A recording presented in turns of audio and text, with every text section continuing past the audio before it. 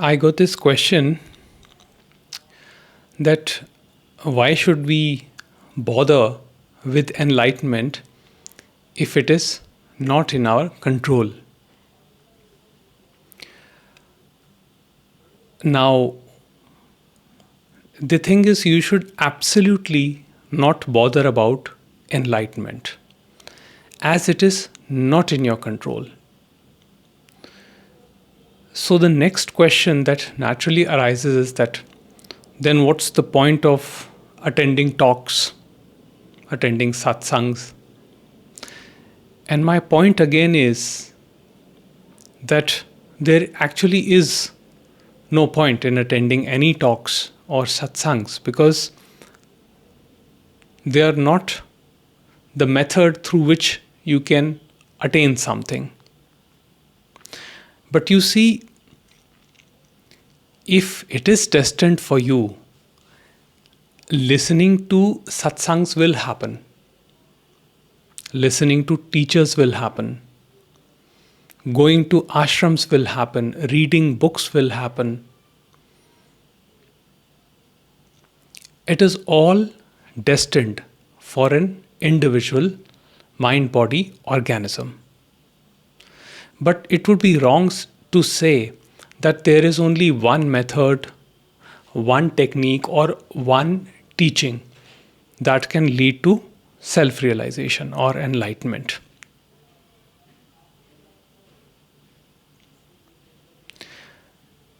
What Ramesh said about this was that enlightenment can happen through any teaching.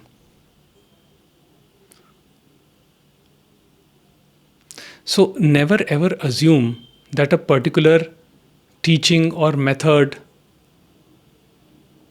will not help you. Of course, try it out. What resonates with you, what you naturally align with, is definitely going to help you. But it is not in your control as to when it happens or if at all it happens.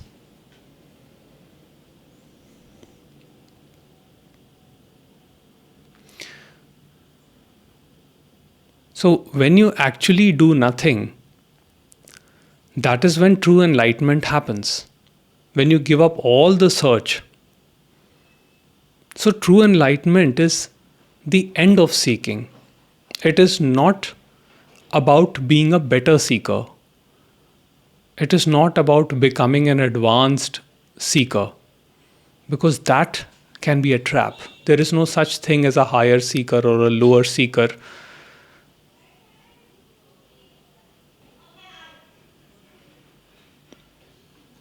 When UG Krishnamurti went to see Ramana Maharishi, I'm not sure if he asked this question or maybe somebody else asked. I'm not too sure about this. But someone asked Ramana Maharishi that, are there any levels to self-realization?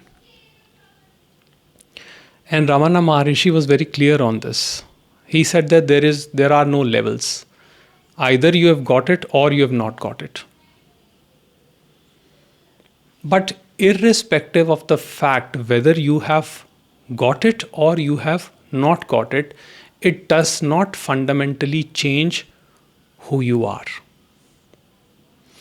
And you are the pure awareness, the source. That is your fundamental nature. It is only your mind which creates this idea that I haven't got it, that I have to do something to get it, or that I have to do nothing to get it. But are you truly capable of doing nothing? A majority of us always find something to do because from head to toe, we are immersed in doership in our daily living. We are always trying to control and manipulate things, and that is how our ego is designed. It is all about control, control, control. Sometimes we do it overtly, sometimes we do it covertly, but the ego is all about control. So the ego wants to control and hasten the progress of self-realization.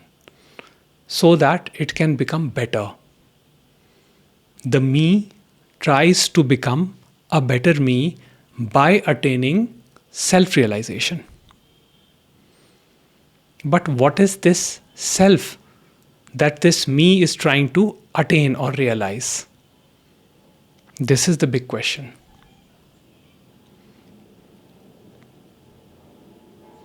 Because there is no space for two. There cannot be the eternal self and the me. So either there will be me or there will be the eternal self.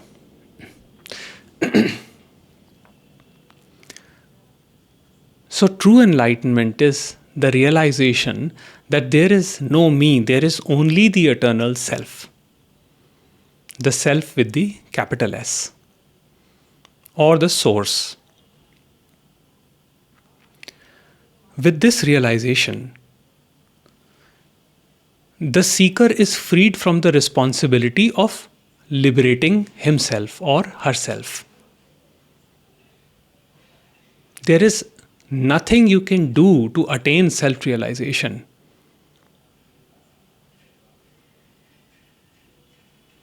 Because you are the source. It is only your mind which creates this division and imagines a state which it projects in future. So you see, it creates a psychological time. Now, according to this, there is me right now. Here I am with all my imperfections, with my limited nature, with my suffering, with my story. And then there is a future projection. That if I attain self-realization, then I will be better. Then my problems will dissolve. Then my suffering will be over. So this imagination, it flows in the psychological time. But there is no such thing as psychological time. Time is just an inference which is produced by thoughts.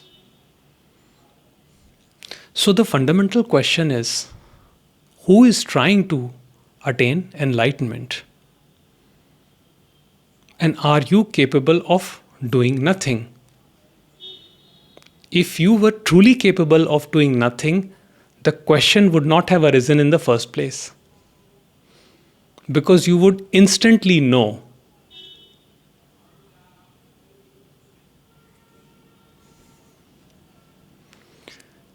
So you see, whatever is happening, let it happen. If the search for enlightenment or self-realization or anything else is happening, let it happen. Let things take their natural course.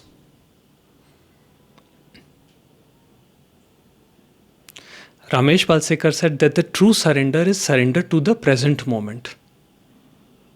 The moment, exactly the way it is right now.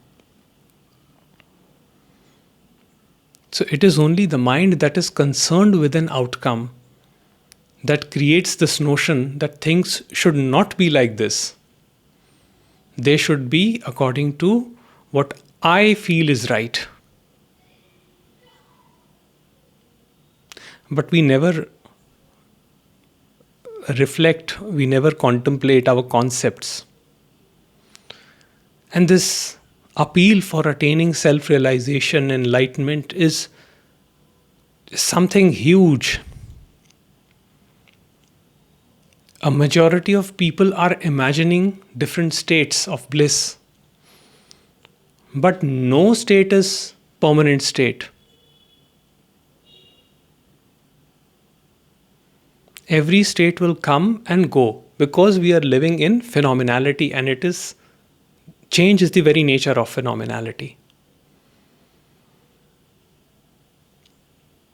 So, again, my thing is that if you see that seeking is happening, let it happen.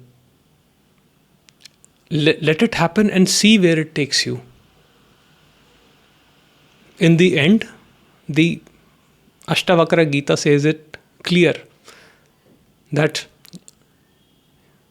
you are the pure consciousness, the unaffected witness of the phenomenal world. So you are already free. Now, what can be simpler than that?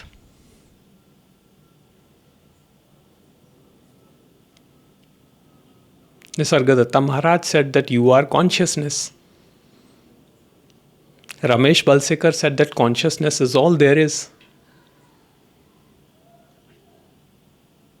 Ramana Maharishi said that the self, the eternal self that you seek, you already are that.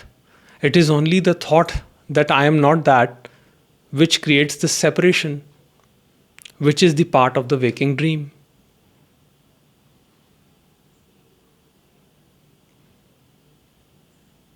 And also, the whole idea of I am getting it or I am not getting it is also a part of the mind. It is a part of the dream. It is like you and me, we are in the dream. And you say that I'm suffering. And I tell you, no, it's a dream. But you say, no, what are you talking about? I'm right. Now I'm here in front of you, I'm suffering. But I tell you that no, this is not you. This is not me. You and me are not separate. It is only one mind that is dreaming all this. When the dream is over, all of this will be over. The entire suffering will be over. But you can't believe me because you're so immersed in the story of the dream. And so it happens with the waking dream. We are so immersed in our stories that the clarity which is right in front of us, we miss that. We miss the obvious, which is the closest to us. Because we are caught up. And the mind works like this way. The mind is very cunning. It works like this way. It says, oh, I am caught up. That means I should not be caught up. That means I have to practice, do meditation to free myself from all these bondages. But you see, that itself is another trap. Because now you have your troubles, your sufferings, and in addition to that, you have given yourself the responsibility to liberate yourself, to attain freedom in the name of self-realization or enlightenment or whatever.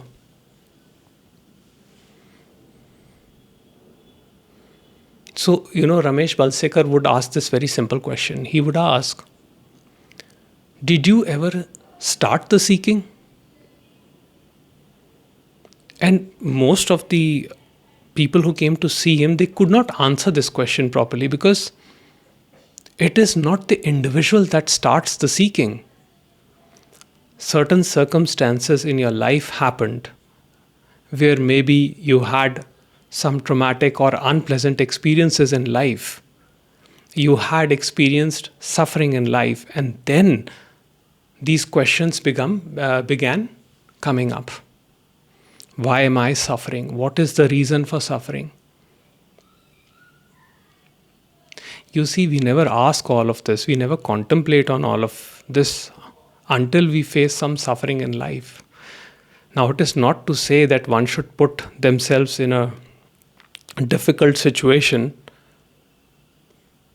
But if a difficult situation happens, see that as an opportunity to reflect on this. Because the real question, the only question, true important question is only one, which is, who am I? All other questions come from this question, the fundamental question, which is, who am I?